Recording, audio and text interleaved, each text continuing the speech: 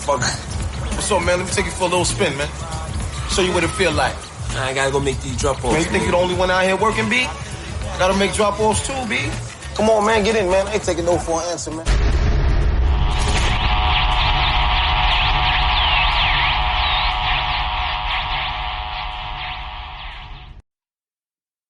All right, man. Thanks for coming on to the 290MoePodcast, man. Why don't you go on to ahead and introduce yourself for my viewers and listeners? What's up, y'all? I'm 5900 Lou. I'm an artist in Chicago. I'm on the west side. I just recently clicked up with Bell V Entertainment. Okay. I got my own group, Mud-Made ENT. It's like we back and forth from Memphis to Chicago.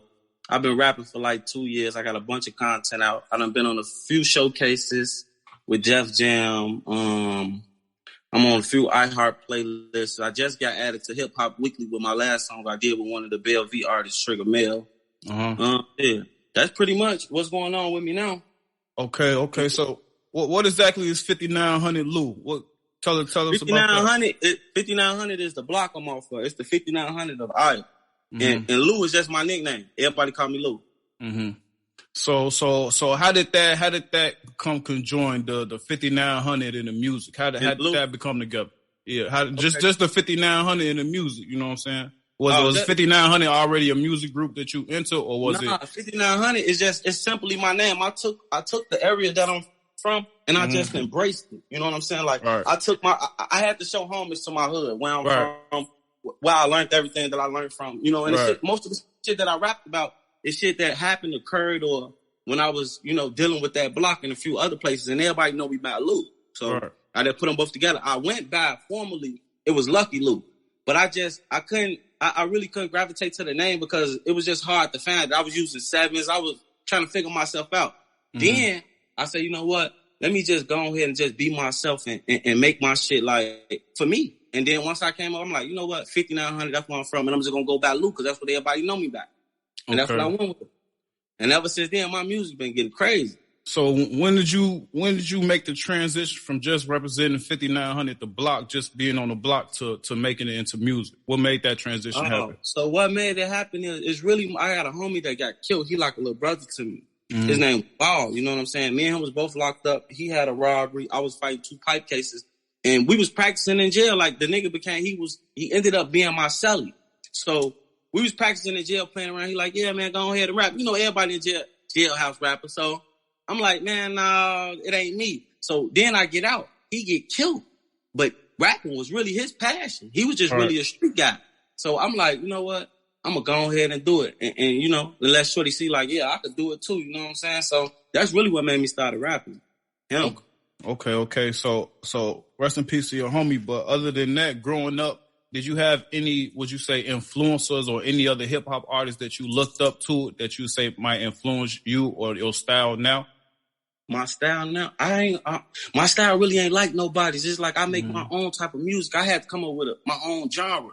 And the way that I rap is called, it's like Bando music. So it's like a mixture of a Meek Mill's Pain. Sometimes it can go like a Polo G melodic. It's just a mixture of shit. But artists that I looked up to when I was growing up, it had to be like Jay-Z. I was listening to shit that was before my time. I was listening to Big. You know what I'm saying? I was listening to Pop. Even though Big was my favorite, I still listen to Pop. And it was just rappers like that just influenced me. Like, and to see the type of culture and the shit that they was doing, it's like, man, when I grow up, I want to be like that. And for me, it's never been about the money. It's about being that voice or that person that people can relate to. You know what I'm saying? I've been through a lot of shit in my life. Like, for real, shit that motherfucker probably wouldn't even believe that don't know me. So it's like, all that, it just balled up into one, and it just pushed me towards focusing on something more positive. Okay. And speaking on that just a little bit about your style and who you may have influenced you, who would you say, and not necessarily, you know what I'm saying, having your own lane, your own style, who would you say your music is for? Who when you in the booth, when you doing your creative process, who would you say your music is targeted to? My music is going to be targeted to a young black man going through, life, facing his uphill battles. Shit, the struggle. My music is supposed to be to relate to the struggle.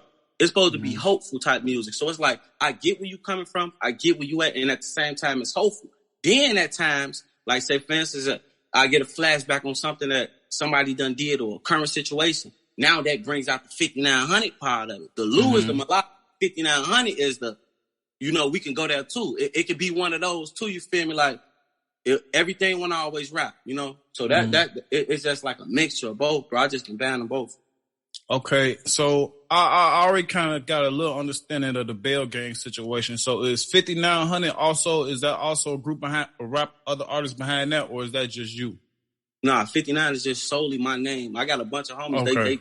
They 5900, but the mute. You the only rapper with Bell Gang. I'm Mud-Made ENT. I got my own thing going on. Me and my uncle, we've been. He was rapping at first. He learned the business part of it and put me on. So I'm Mud-Made ENT, and we clicked up with Bell Gang, and we fuck with CFN. That's my homie Trick. Okay.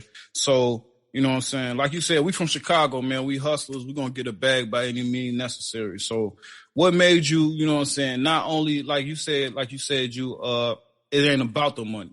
So what is it about the hip hop that you enjoy, you know what I'm saying, other than the money and talking to your people? What is it about it that you enjoy that you willing to put your time and your money into? It's the fun. It's the voice. It's for somebody to be like, this year was my first year really seeing how much certain of my songs like embrace people because, when you build a fan base, the first people gonna hear you is your people that you know. Right. And most of them, if they motivate you and they love you, they gonna push you and tell you, it's good and it's cool and they gonna that's because. But when I started figuring out, like, I got people, like, all over listening to my music because I clicked up with United Masters so I could check the facts. Like, I can post the facts. But that's what I was just about to ask you is the distribution that spreads you out. Yep, it's the distribution, man. It's the distribution and the hard work. Like, last year, I was at 10,000 followers for the whole year. Couldn't figure out what is it that I'm doing wrong that I'm doing wrong. And I'm seeing other people that's around me and close. And they excel and they moving on up like, what am I doing wrong? And I figured it out. It's not that I can't rap. It's not that I don't have talent. It's that music is 90% business, 10% or whatever else. Now, if you got talent, they kind of put it at 50-50, but at the same time, it's a business. It's a job. This is my job. My job is to make people wake up every day, listen to me and make them feel some type of way. That's my job. So with that being said, what's your vision for the music then? What's your vision for it? What do you want the music to get you? What's your goal for the music? I really you said it ain't the money, so what's the ultimate goal? No, okay. When I say I know what you mean. Money gonna come with it. You know what I'm saying? Yeah, it's not mostly about the money, but the money's gonna help everything. Yeah, exactly. I know what you mean. I want to get my people out the hood. This ain't I just want to rap and motherfuckers just hear me and I be hood famous. Yeah, we're gonna need the money, but it's going to be more about what I'm going to do with the money. You know what I'm saying? It's not going to be like, hey, I'm going to buy myself nice stuff. Who ain't? But I want to be the type of person that's overgiving like I am now. Shit. I ain't got it now when I give to my last. You know what I'm saying? So imagine when I got it, what I'll be able to do, and show love and dig back because there's a lot of rappers that I feel like they'll go back and dig into their hood and put certain niggas on and, but is they really going back home and the people that they watch struggle, like the people on the corner, the motherfucking people that you was going to their grocery stores or they stores and they were looking out for, is you going to go bless them? You know what I'm saying? That's the type of person I am, bro. That's the type of how I am. And it ain't for me to post it on the internet. I do shit all the time that I never post. Right. So just talking a little bit more about the city that we from, man. I say this quite often. I say being a recording artist in Chicago, it's a dangerous occupation. You know what I'm saying?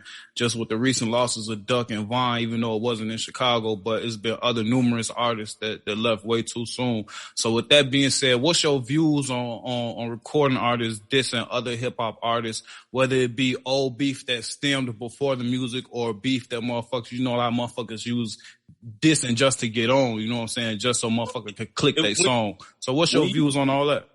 When you dissing just to get on, you a capper. And everybody know what happened to cappers. Like, that part is said and done. But if you really beefing and you doing music, I feel like at some point with artists, like once your homies done died, it ain't no stopping. It ain't no end to it. So it's like, whether they rapping or not, it's like no matter how much money they get, they still gonna always be into it. They still gonna always feel some type of way. They still gonna have people that supposed to been there with them now gone. So it's like, but that type of rapping, you know what come with it. Drill rapping, hill rapping. simple. You feel me? It's like we gonna talk our shit and do our shit. Y'all gonna talk y'all shit and do y'all shit. It just come with it. Now other rappers that's dying from like crazy shit and depression and all type of shit, like ODing on pills and drugs. Now that shit, that's just a whole different, that's a whole different level. But when you doing drill, you know what come with it, shit. You gonna kill somebody or say the wrong thing and they gonna try to come kill you. Okay. Touching just a little bit more about that. So if the opportunity was presented itself, you know what I'm saying, to go get a bag with a major or to continue the way you're going with the United Master situation, you know what I'm saying, independent, what would be your mindset? Is you more of a major, looking for a major type dude, and is that something you pursuing, or is you mainly trying to build your brand? Honestly, I really want to build my brand, but if the business part of what a label is talking about is gonna make sense in the long term, I ain't thinking about now getting $1 million and then I can't drop music next year. That ain't the thing. I want to be able to enjoy my money too and put it in places that I want to put it in. And I kind of don't like the dictatorship, but if the business part of it sound right. I'm willing. Right. And that's why I tell a lot of artists sometimes you might have to use that first deal just as a, you know what I'm saying? Yeah, just as a jumping board. Just make sure ain't no lifetime deal, you know what I'm saying? Get you a few million for a few years, you know what I'm saying? And then use that to build whatever the fuck you want to build, you know what I'm saying? I just hear a lot of artists just instantly dissing, you know what I'm saying, a label, you know what I'm saying? Cause even though the circumstances are different surrounding coronavirus as far as shows and shit, you know what I'm saying? Labels still offer that type of push, you know what I'm saying, as far as worldwide and already having established places to go to. So I just want to know your views on that. Yeah, it's it's a lot of different type of deals you can get out of. If the deal makes sense, I'm shaking. I got a pen for them. If the deal don't make sense, I'm gonna keep on pushing in my lane, because guess what? Regardless, if you work at something, and like I told you before, this a business. If you work at something, shit, you got a motherfucker that probably started painting last week, right? He got a role and he got a sign. Don't nobody know him. He keep doing that shit every day. Eventually, somebody gonna see him, and it's gonna grow. Now somebody gonna work for him. You see what I'm saying? Now he gonna own multiple workers just like him. See, like it's a business, bro. I just look at my music as a business. Like, I used to think like overnight you gonna just get rich. You gonna drop a song, it's gonna pop you off and that's it. But that ain't it. It's a whole lot of steps you gotta go to hold up a bunch. Now you might do come up with a catchy ass dance song and then pop. But if you ain't business ready, one hit wonder. I'm sure. It's gonna end very soon. You're gonna look rich still. You're gonna be with the rich people. But your bank account ain't gonna say that. All right. I'm trying to get, man, look, this is a business for me, bro. Right. So talking about the business of it, you know what I'm saying, and we're going to touch a little bit on the promotion side of it. So is that something that you handle solely on yourself as far as the promo part of it, you know what I'm saying? Because I know it takes a lot as far as putting music out, you know what I'm saying, as far as having your own music that's yours, the cover art, all that shit, posting it on all the distribution sites and shit. Is that something that you do independently? Is that something that you got an assistant that work with you on? Is that something that you had to learn how to do, or something that you had previous knowledge in? No, everything I do now, I learn. Like, if I can be creative and do certain stuff, like make my own cover art, I will. You know what I'm saying? Like, if it's gonna look professionally, I'll go look at a professional and see how I can do it, because I'm creative. I want to save too. I want to get rich at the same time I want to save, because it costs, you know what I'm saying? I want to put the money in the right place. Hell no, it's not just me. I'll be on the internet capping. I got a bunch of people that's pushing my music. I got DJ Nectar right now that's pushing my music. One of the DJs that helped me just get my song on Hip Hop Weekly. Shit, I got my white boys, you feel me, in New Jersey. Jesse Boys and whoever the fuck he worked with, they pushing my music through Everyday Success. You feel me? Like, a bunch of stuff that I'm using. I got a management, you know what I'm saying? I got one of Bell V managers managing me. I got my uncle managing me. He down in Memphis. Like, it's a bunch of us, bro. Okay, and when you guys spoke about it a little bit earlier, can you tell me a little bit more about the Memphis Connection and how does that help your music career? Oh, is he managing other artists in Memphis as well? Is it like what? Does he manage other artists in Memphis as well? Because you know, Memphis having a real music boom right now. So I was just wondering what type of lane he taking down there. No, he is running some what's the name. So he is the person that's with the Mud Made. That's where the Mud Made NT come in at. That's that's his label, and they down in Memphis. So he got a few artists down there. He got two artists down there. He got another artist in Arkansas, and he got an artist in Texas too, in Dallas. So that part helped. You know, music got to touch the South, bro. When the music once the South agree to that shit, it's up. Think about where the music coming from, where they supporting that. In the North, the support, you know how the support is up here. Yeah. Everybody, it's crabs in a bucket. Everybody ready to step on you, then to help you up. You know what I'm saying? So music got to come from the South where they show love at. You know, you go down South, it's different. It's not like this. If people get out the way for you, they speak. You know, up here in the North, it's a bunch of hate, bro. Okay, so just talking about people showing love, talking about the hate. Another thing you hear about hip-hop artists, recording artists in general is, you know what I'm saying, some say no features, you know what I'm saying, some do whatever they can to get a feature. So with that being said, how do you go about getting features? I already know the affiliation with Bell Gang, but as far as, do you reach out to other artists that you might like their music? Do you email or send your music to major artists and hope for something to reach out? How do you go about getting features, or is it just gang shit? No, right now it's really gang shit. It's really my own team, my own homies, and we reaching for something. Now look, you know, features gonna come with the success anyway, right? That's all it takes for anybody that I know and that I'm rocking with to drop a hit record, and boom, now I'm in a dough. And I don't look at it like I'm in a dough off of that opportunity. I look at it like I'm in a dough like, this is my whole team and we up next. Like, man, bro, the way I look at shit now versus the way I used to look at shit is major different for me. Like, I'm from me and Gang, we drop features together, and we still know we got to push our own sound. We got to push our own music. And I would do a feature, but you know, you got to buy a feature too. If you want somebody hot, you could send it out there on hope and a prayer. But shit, what if the next man sending $5? Who they gonna talk to? Yeah, but I ain't tried to send no features to no major artists. All right, so before we get you up out of here, man, let's just talk about what you got coming up, man, what you got going on as far as music goes. So can you talk to us about the projects that's out now, where we can find them, and any upcoming projects that the people might want to keep their ass peeled out for?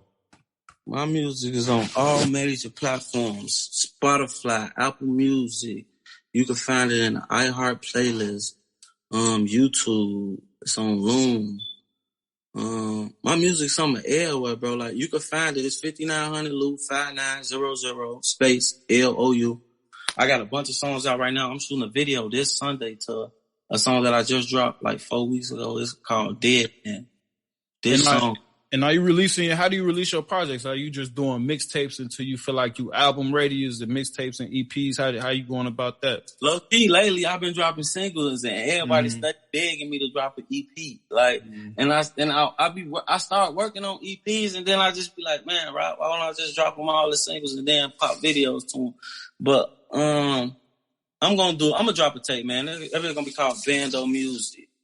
Okay. I told you my type of style is Bando music, the trap, like that. That's why I got it at when I was growing up. Yeah, that's all I got. A release window for the people? Huh? Got a release window? Yeah, I got to, man, because they want it. I can't keep being petty like this. Cause everybody, one of my homies, he keep digging too. I got some tracks though. I got some music coming up though. I got a melodic joint coming up called The Way It Go. It's showing the whole Chicago. You know what I'm saying? And I appreciate you for having me on too, bro. Oh, no doubt, man. I want to have you back, man. Like, when the projects drop, man, just let me know. You know what I'm saying? This, like I said, this is my platform. I want to use it to put out artists that's really working. You know what I'm saying? Because a lot of, and me just having my own home studio. You know what I'm saying? A lot of rappers, they like to come. You know what I'm saying? Lay a couple hot verses, you know what I'm saying? Then they done rapping. So I like to, when I see people really working and grinding on they shit, you know what I'm saying? Them the people that just be like a matter of time for some shit happen for them. Well, even artists that's major, you know what I'm saying? You YouTube them, they got shit from way back before they even blew up, and you ain't even know they been doing that shit. So you know what I'm saying? Keep grinding, keep doing your shit, shorty. You know what I'm saying? The way you going, that shit in a minute, that vision gonna be reality, Joe. Yes, sir. All right. No problem, man. Hey, tell the people where to find you on social media, man. 5900 Lou, man. On IG, you got a 59007OU. Every other platform is 5900 Lou. 5900 LOU. You feel me? All right. In a minute, gang.